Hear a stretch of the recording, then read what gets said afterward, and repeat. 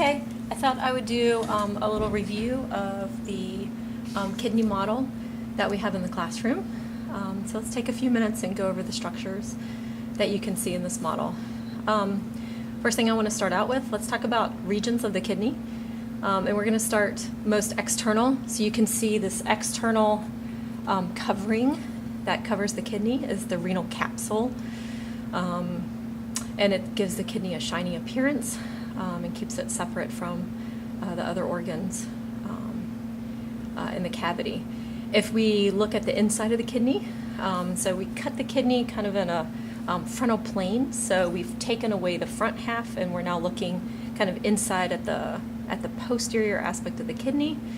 We can see two different regions. The outermost region, this outer kind of 1/3 of the kidney would be the renal cortex. And the inner part of the kidney is going to be the renal medulla. So it's going to be this area here. That's the more internal part. Okay.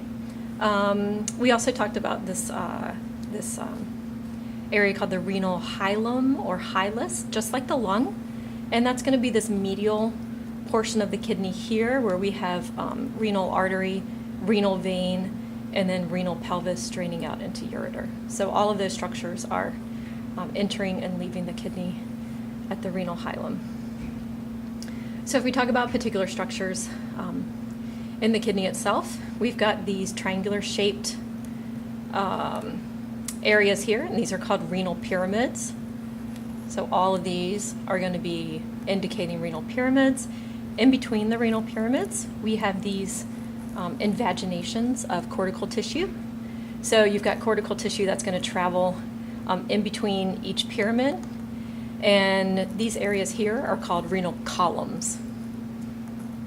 Okay, the renal pyramids are striated in appearance because of all those collecting tubules that run through the pyramids.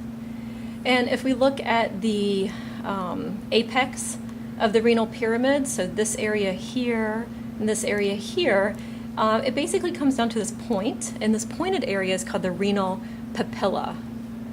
Okay, so all of the collecting tubules are going to be directing urine down to the renal papilla. There's a little duct at the end there called a papillary duct, and it's going to drain the urine from the renal papilla into this little cup area here, and this is called a minor calyx.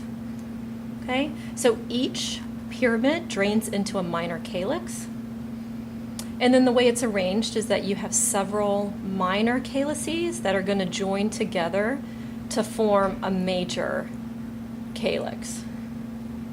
Okay, each kidney has 2 or 3 major calyces that are all going to join together to form this area here.